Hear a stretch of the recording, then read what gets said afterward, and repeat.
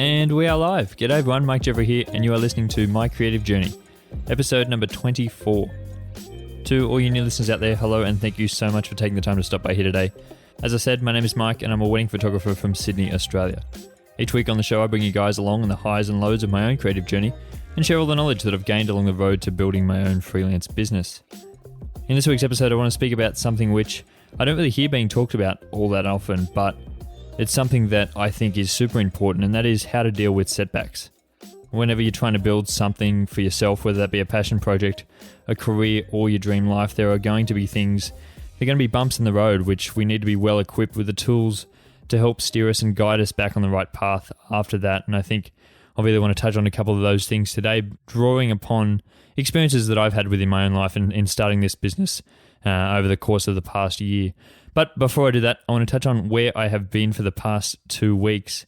If you guys are avid listeners of this podcast, you will know that I haven't been very regular with the posting over the past 2 weeks. The episodes have been very infrequent or non-existent, to say the least. So I really want to touch on where I have been, and I know I did speak about it in the last episode, episode 23, and also in episode 22, that I was going away on a 2-3 week holiday. And that did happen over the past couple of weeks. So I haven't been as active as I would have liked to have been with posting and recording episodes of this podcast, because it did become rather hard to sort of create that time whilst away on holidays. I thought that it would be something that would be a lot easier than it ended up being, because I thought I would have a lot more time in the schedule, but as it turned out, I didn't have quite enough time, and nor did I have really the motivation. I really wanted to give myself the chance to have that break. I really got there in the first couple of days and sort of sat back and thought about how great an opportunity this was to have some time away and sort of step back and really see the bigger picture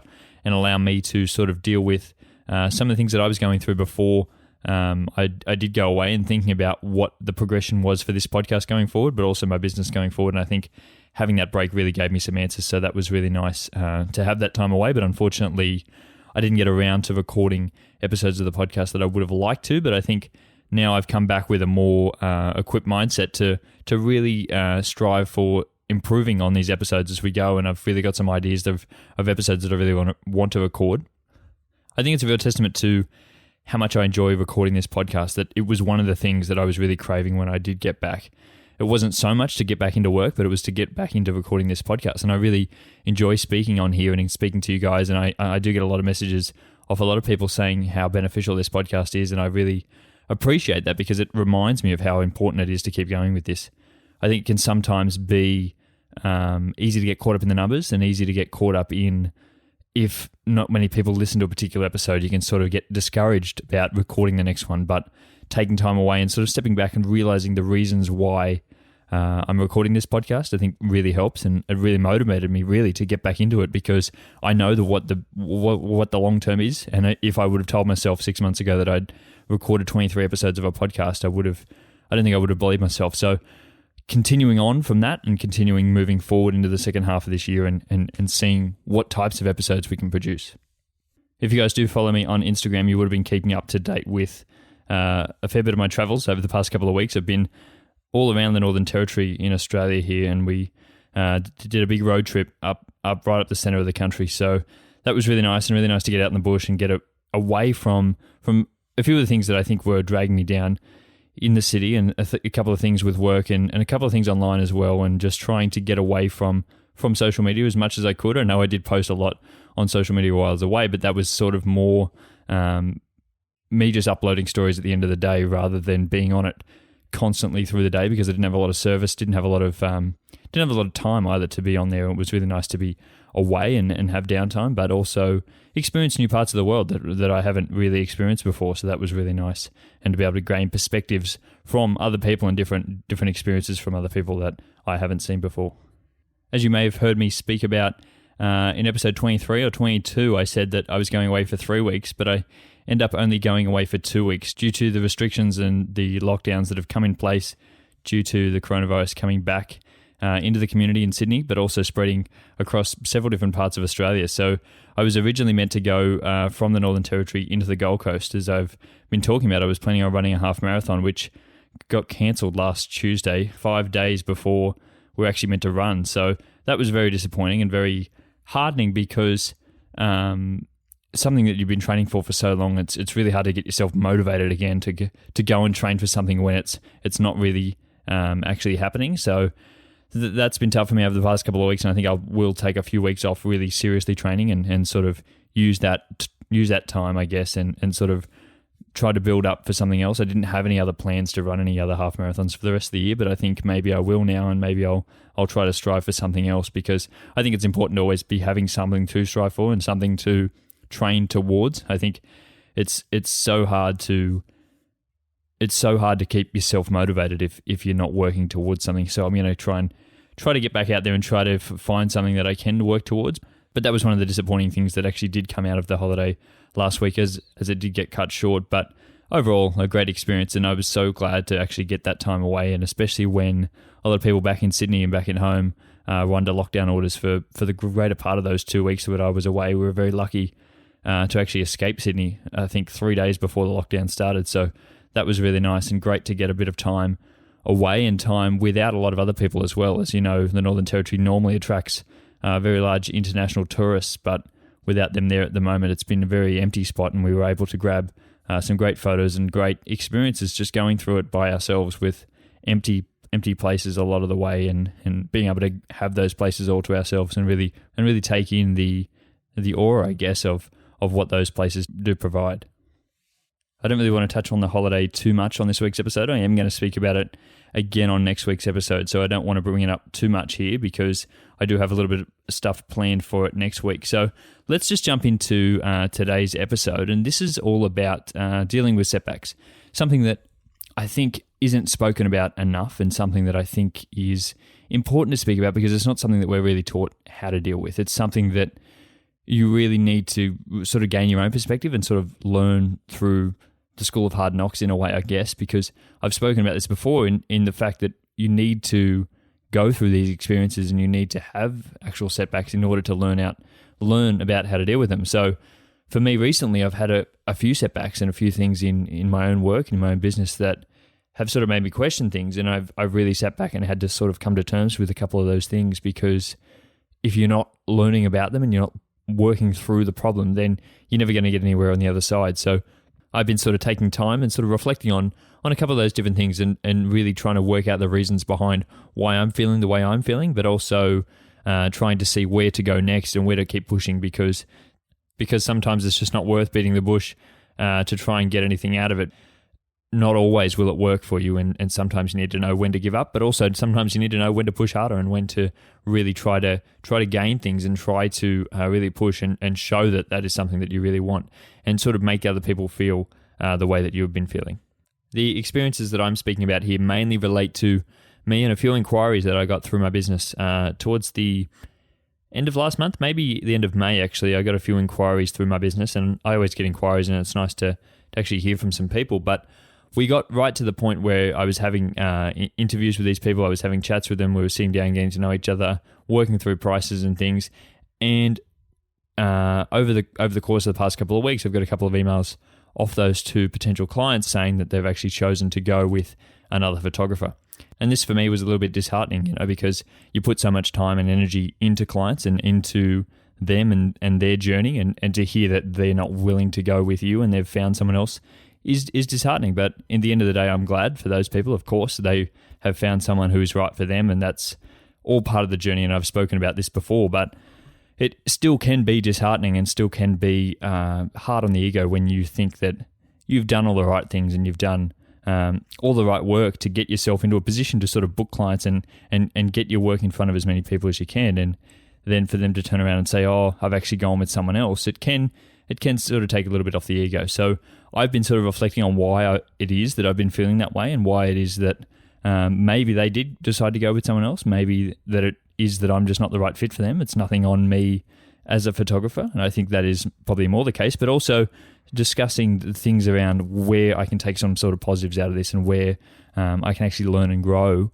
in this experience, because I think there's always something to be taken from everything, and if you can take a positive out of something, that shows that you're in the right space and you're sort of moving in the right direction. If you can take a positive from something which is probably an overall negative experience.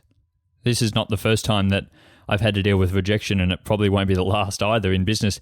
This is something that is going to be a regular occurrence, I'm sure, because people often inquiring with me and then deciding later on down the track that they have decided to go with someone else, and they've decided that my services aren't right for them. And I try to set my service up in a way that it would allow people to sort of make that decision early on. I try to discourage people from actually trying to book with me if we're not the right fit.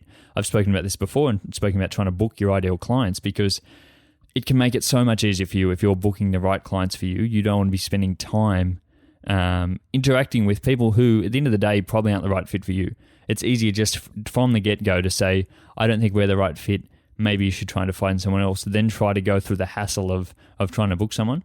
So I, from the get-go, try to set up my website and try to set up my branding and all that sort of stuff to only attract a certain sort of client. So I think that by the time that they've come to me, they've already been sort of filtered out, and the particular type of people who would like my services and like my style are going to be the ones that are inquiring with me. So to then hear one of those people as then go on with someone else is then even more disheartening, because it's not like it's just someone from the general public that then worked out, oh, he's a bit out of my price range because I didn't know his prices before, or he's not the right style for me because I haven't seen any of his photos before. All this stuff is made available so that the only inquiries that I get are serious people who really like my work. It then would be naive of me to say that I think that I'm the only person anyone would inquire with. Of course, I know in my own situation, being engaged at the moment and currently looking for a wedding photographer, searching around is one of the biggest things that I do, and one of the biggest powers that I hold as a consumer and as a client of that profession. Me being able to choose someone based on what I like and what I enjoy is one of the biggest things that I have in my favor. So, of course, people are going to shop around, and of course, people are going to try and find the best deal, but also find the best person that suits them. And if you've found someone that's a lot closely aligned or more closely aligned to you than you thought the original person was, then of course go with them. Even if the prices aren't the same, even if they're more expensive, go with them. And I would always encourage someone to go with whoever they feel is going to provide them the best service, not the person who is going to fit into their price bracket because they're stretching their budget anyway. I would always encourage to spend that a little bit extra, because the service that they're going to provide, if they are more aligned with you, is going to be a lot better than someone who is not particularly aligned with you, but you think that they can do a good job. So yeah, of course, people are going to shop around, and that is part of it. So it's on me then to sort of learn to deal with the repercussions of that, being people are going to say no. People are going to come back to me and say in a month's time, oh, actually, we've decided to go with someone else. People are going to just not respond to emails. I've flat out had people I've emailed them back and they've just never gotten back to me again. And that, I feel like that is kind of in a way easy to take, because at least it's in the early stages and they've sort of said, oh, they're not right for me. When you actually go and sit down with someone and you've actually taken the time to actually do up things for them, and you've taken time to sort of get to know them and work through their process, that's when it can become disheartening. And I think that was one of the big setbacks for me, and one of the things that made me question it and sort of take a step back and sort of have to reflect and think, what can I do with this? Because this is going to be a regular occurrence, and I need to know how to deal with this sort of stuff. Another one of the big things that I took away from it was the fact that all that work is not in vain. All the things that I did for that potential client are then able to be passed on to other potential clients as well. This is not work that is overly unique in a way, I guess, because the work that I did trying to set up for them and try to get their prices right and try to provide services that were unique to them, they're not overly unique. Other people are going to come and ask for those services as well. So now I know what to provide for that type of client when they come in next time. Having a sit-down meeting with clients is also something that I do with all of my clients, all of my potential clients if they would like it. Also, all my clients who end up actually booking me. So having experience with that and having experience sitting down and asking questions and answering questions from clients is not something that goes in vain, because that is going to be something that I do on a regular occurrence, and that is something that I can gain a lot from. Sitting down and talking to people is never going to be something that is a waste of time. It's never going to be something that I don't need to do ever again. And I've tried and put all this hard work into one person, so that's never going to translate to anyone else. Because now I've been asked questions from these people that I may get asked from someone else as well. And now I have answers to those types of questions because I've been asked them before. So every time it gets easier. And I think in that way, dealing with that rejection then next time is going to be even easier, because I know that maybe that just wasn't right for me. I wasn't the right fit for them, and that's something that I've got to sort of deal with. On that note of actually taking positive things away from it, I would say that maybe you need to reframe this as actually being a positive experience. Maybe this was going to be more work than you originally thought it was going to be. Maybe there was going to be something wrong with this client. Maybe this client was hard to deal with. Maybe there was something that just wasn't right, and you could probably pinpoint one thing. If you had to sort of say something in every client, there would have been one thing that you just didn't want to do. They were just not right in this one particular area. You didn't align on your values here. They wanted this extra thing that you didn't really want to provide. They really wanted this style of photo that you don't really like taking. Something like that. And you can sort of draw from that and say, well, maybe it's not worth my time at the end of the day. Maybe it was a good decision that they didn't book with me because they actually saw something that they didn't align with my style that I didn't see. Maybe it would have got to the day, and maybe it would have got to the time, and we wouldn't have aligned on the day, and that would have been more stressful then. So I'd rather it happen now than in the moment. So reframing that in that way and sort of taking a step back and potentially seeing things that they may have seen that you didn't see at the time because you were just hungry to try to find as many clients as you could. Maybe that's a good thing. Maybe it's a good thing that they didn't end up booking with you, and maybe it's a good thing that they turned you down on your offer. Sometimes these things are just blessings in disguise, and more often than not, you won't realize that until later on down the track, or you may not even realize it at all. But if you don't come to terms with it and don't actually say to yourself, it is a blessing in disguise, you'll never accept it and never be able to move on to the next person and be able to put energy into them as well, because you'll be forever fearful that the same thing could happen again. And you can't live like that. You can't allow yourself to fall into that trap of never giving yourself 100%, because if you're not going to put yourself out there, you're never going to find your ideal clients, and you're never going to steer the ship in that direction of then only targeting your ideal clients. The more of your ideal clients you can work with, the more of your ideal clients you'll then attract, because those types of images that you're going to take with those people that you find genuine connections with are then going to translate to other people who are going to be really drawn to those types of images. So it's a big spiral, and early stages, knowing how to cultivate that sort of audience and that sort of client is the best thing to do. So maybe saying that this was a blessing in disguise when someone wasn't perfectly aligned with your values. I want to move on from that a little bit now and touch on a couple of things that I think that you should do as the next step. It's all well and good to say that you should just be okay with it and just move on and be happy with the outcome and accept it as being more of a positive experience than a negative one. But then what do we actually do next? And what are the next steps? And what are the next things we can do? In all honesty, the next best thing to do is just to jump back on the horse. If you get thrown off, you've got to get back on there again and show that you're determined enough, that you are going to keep going and keep trying at these things, and show people that you're in this for the right reasons. If you fall over at the first hurdle, you're never going to give yourself a chance to prove to anyone else or prove to yourself that this is actually something that you really want to do. And if it is something that you really want to do, you should be itching to get back up and get back out there, because no setback should be able to hold you back in this if this is something that you really want. And so I've been trying to tell myself that, and trying to tell myself that I need to keep going with this and need to keep pushing and trying to put myself out there as much as possible, because I never know when the next client could come, and I never know when the next person could be there. No matter how many times people are going to say no to me, no matter how many times people are going to see my work and think it's not good enough, there's going to be that one person who is going to appreciate my work and really resonate with it. I also find it really hard to go and actually meet up with clients, meet up with potential clients, because that is one of those things where I don't know if I'll ever see this person again. I don't know whether after this interaction they'll make a decision on me, whether they actually like me or not, and decide that I'm not the right person for them. But I know that I need to keep putting myself out there, because it is one of the biggest chances that I have to actually book clients as well.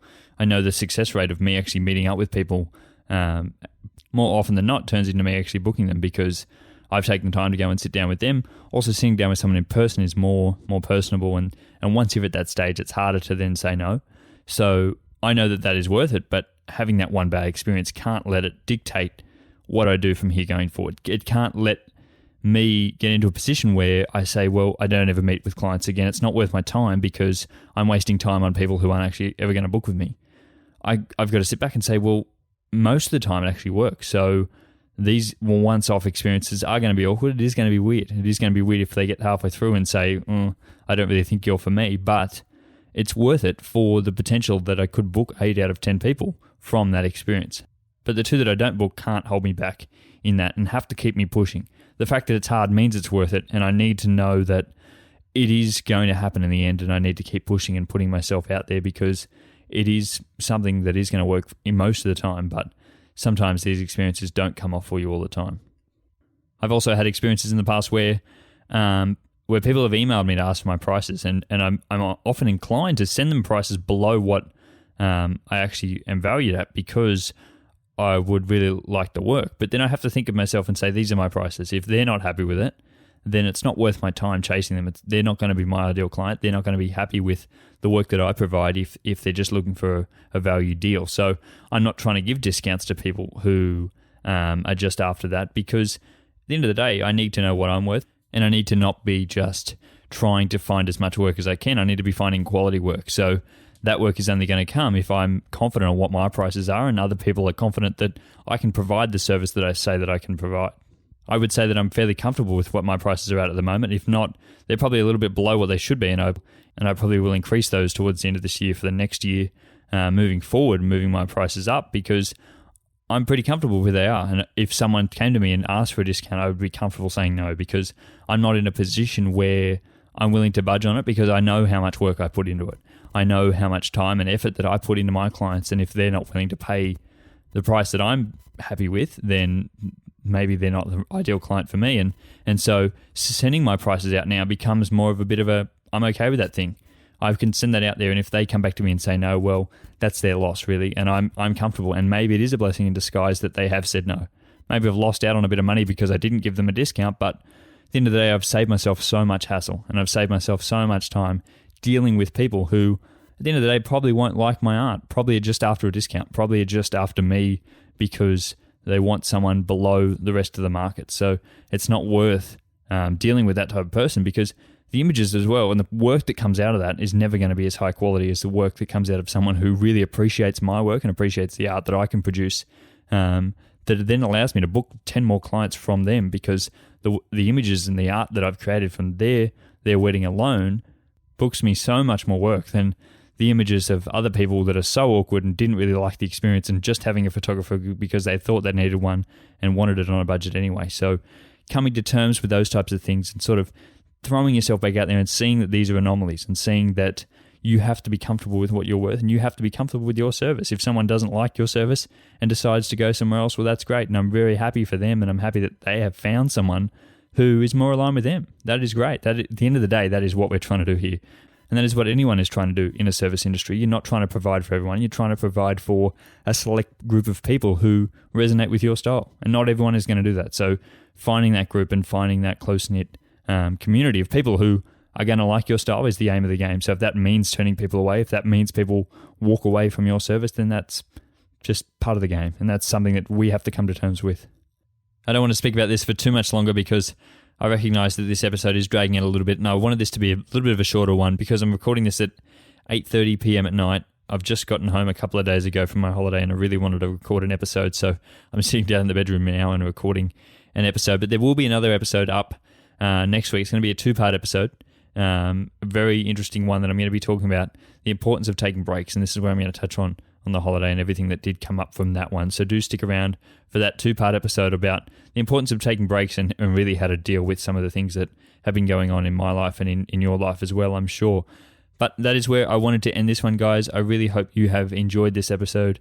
If you have, as I say every week, I would really appreciate it if you would share this episode around. I'm going to be going back to posting episodes every Monday, as I always was. I'm sorry about the last couple of weeks. I had a bit of time off there, but I'm hoping to actually catch up, as I said, with a 2-part episode next week and then a few more in the weeks after that. So we're going to be catching up on that schedule, and I'm really looking forward to getting back into this and getting back into recording these episodes more regularly, because it is something that I really enjoy, and it's really something that I gain a lot out of. And at the end of the day, as long as I can gain things out of it, I'm going to keep recording these episodes, and I hope that you guys are able to gain things out of it as well, and that it is a learning experience for you as well, and you are taking something away from it, because I certainly know I am, and I'm certainly learning a lot as I go along here.